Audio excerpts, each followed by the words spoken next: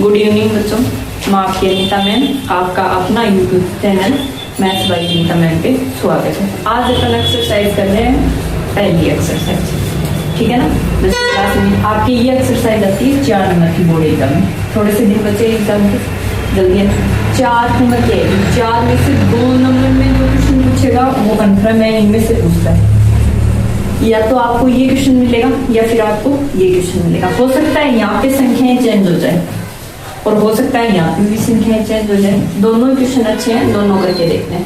पहला क्वेश्चन देखो क्या है कि सिद्ध कीजिए कि 5 माइनस अंडर रूट 3 क्या है, अपरिमेय संख्या। करने का तरीका आना चाहिए।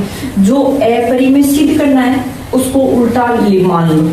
जैसे आपको कहा आपको ये बात पर अपरिमेय सिद्ध करनी है, तब आप क्या लिखोगे कि ये मान लिया परिमेय, तो आप लिख देना सबसे पहले।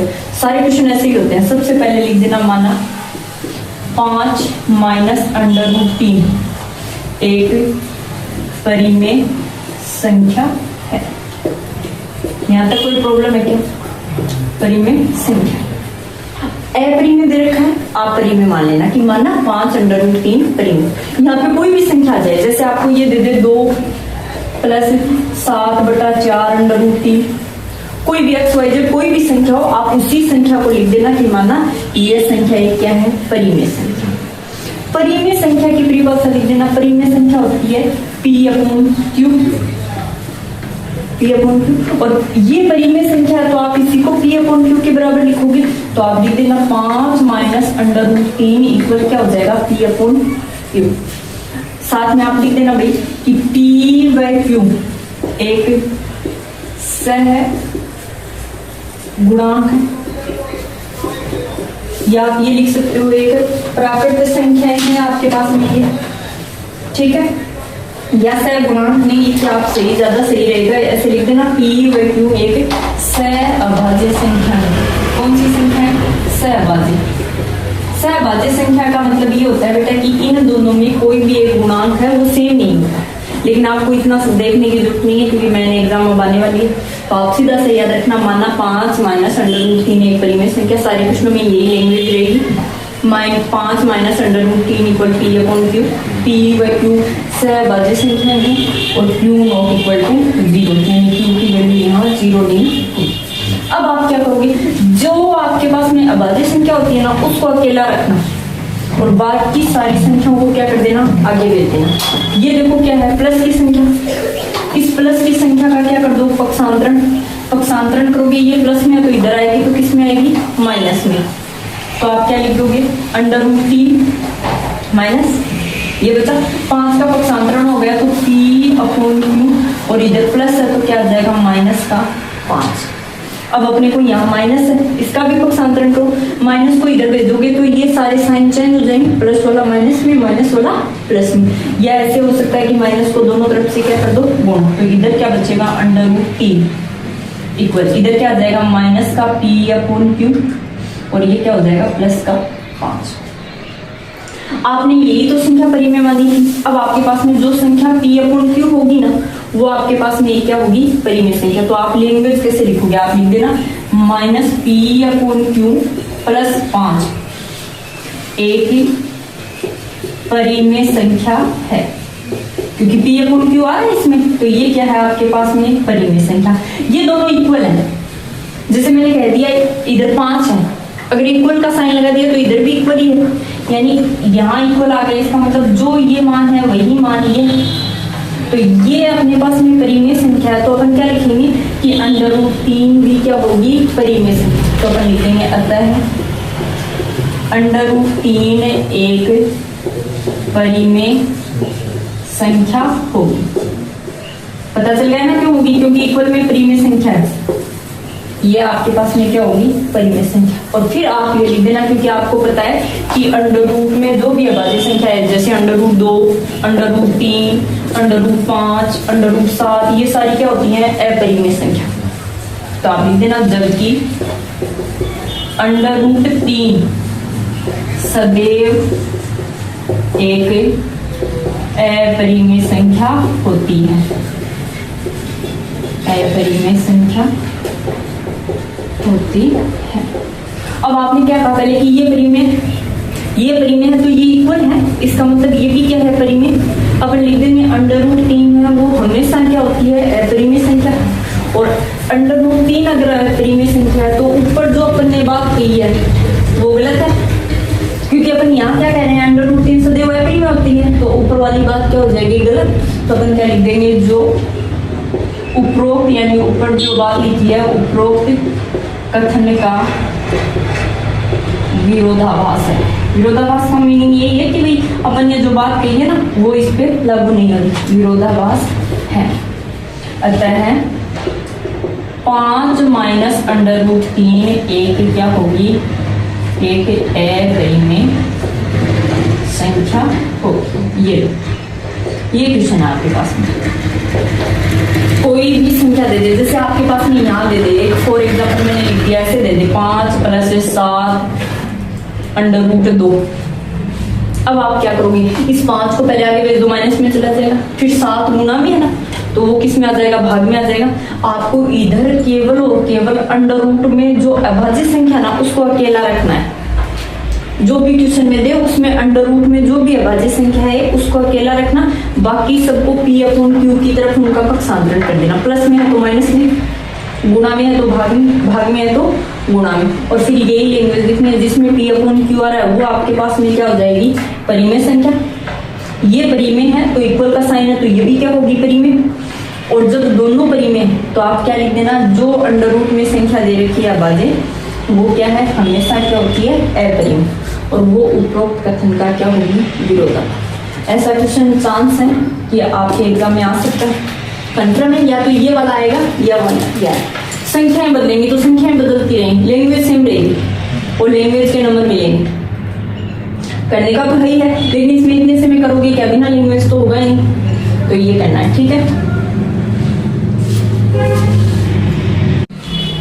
एक क्वेश्चन अपने पास में √3, आपके पास में √3 आ सकता है, √5 आ सकता है, √2 आ सकता है, √7 आ सकता है, √11 भी आ सकता है, कोई भी एक क्वेश्चन मिल सकता है। ठीक है, आपके लैंग्वेज सारी सेम रहेगी, बस जहां √3 लिखो वहां 5 लिख देना, 2 रख देना, जो भी आंसर हो।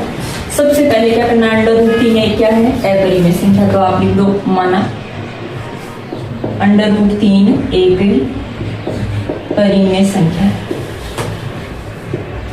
ये क्या है आपके पास में परिमेय संख्या। ठीक है, √3 आपने क्या माना परिमेय संख्या, तो परिमेय संख्या क्या होती है P/Q, तो P/Q लिखो, यहाँ लिख देना P/Q एक सहअभाज्य संख्या है। साथ में लिख देना कि Q ≠ 0, यानी Q की वैल्यू क्या 0 नहीं है। अब अपन यहाँ पे क्या दे रखा सहअभाज्य है ना, P/Q को अपन सहअभाज्य संख्या है, अपन ये सिद्ध करेंगे कि सहअभाज्य संख्या नहीं है, यानी इन दोनों के कोई भी एक कॉमन गुणांक निकाल देंगे। क्या करोगे, यहाँ पे इसका दोनों तरफ क्या कर दोगे वर्ग करना, तो लिख देना दोनों तरफ वर्ग करने पर, दोनों तरफ वर्ग करोगे तो √3 का स्क्वायर इक्वल क्या होगा P/Q का होल स्क्वायर। इसको आगे सरल करोगे क्या बन जाएगा, √3 का स्क्वायर 3 और P² क्या आ जाएगा 2²। इस इन दोनों की जगह बदल देंगे, यानी P² है Q² को इधर ले जाएंगे, 3 को इधर ले आएंगे, तो क्या बन जाएगा आपके पास में कि Q² इक्वल आ जाएगा P²/3। अब अपने पास में ये जो लिखा हुआ है इसको अपन लैंग्वेज में लिख देंगे कि P² 3 बटा में, तो अपन लिख सकते हैं P² 3 से विभाजित है।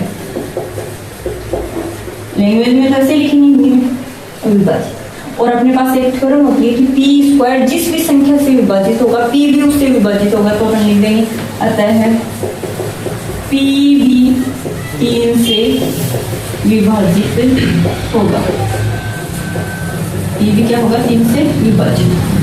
अब P का मान मान लेंगे कि P, और P का मान क्या मानेंगे, PQ तो माना ही, यहाँ पी की वैल्यू मानी, विभाजित किससे 3 से, तो 3 से बाहर कब जाएगा, जब उसका एक गुणांक 3 हो, तो अपन मान लेंगे 3।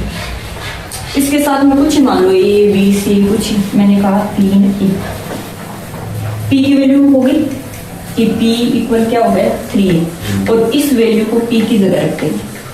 तो अपने पास में क्या था, q स्क्वायर इक्वल क्या था, p स्क्वायर बाई 3, ये था। p स्क्वायर की जगह क्या रख देंगे 3 है, तो क्या हो जाएगा q स्क्वायर इक्वल क्या हो जाएगा 3a का होल स्क्वायर और अपॉन में 3, ये बनेगा। इसको आगे सोल्व करेंगे, देखो q स्क्वायर का तो q स्क्वायर, 3 का स्क्वायर कितना होगा 9, a का स्क्वायर a स्क्वायर और बटा में कितना है 3 इससे बाहर चला जाएगा, इसमें कितना आएगा 3, यानी अपने पास में इस 3 को इधर गुणांक में भेज देंगे, क्या बन जाएगा q स्क्वायर बटा 3 बराबर क्या आ जाएगा a स्क्वायर। ये है यहाँ पे ऊपर की तरफ से आया था p q स्क्वायर बराबर क्या है p स्क्वायर अपॉन 3, यहाँ a स्क्वायर बराबर क्या आ गया q स्क्वायर अपॉन 3। अपन क्या लिख देंगे, यहाँ लेंगे वो ऊपर लिखे वो लिख देंगे कि q स्क्वायर 3 से विभाजित है, विभाजित होगा, अतः है q भी 3 से विभाजित होगा। इसका मतलब क्या है, 3 है वो p और q दोनों में क्या है उभयनिष्ठ, तो क्या हो जाएगा 3 p व q का एक उभयनिष्ठ गुणनखंड है, गुणनखंड। और देखो कभी भी इनमें p व q में उभयनिष्ठ गुणनखंड नहीं होता। जैसे आपके पास में याद आएगा 2/4, इसको अपन परिमेय संख्या नहीं बोलते, इसको पहले काटते हैं 1/2, 1/2 को बोलते हैं, क्योंकि इन दोनों में 2 कॉमन है। तो अपन क्या लिख देंगे 3 p व q का एक उभयनिष्ठ गुणनखंड है, जो उपरोक्त कथन का क्या है विरोधाभास, उपरोक्त कथन का विरोधाभास है।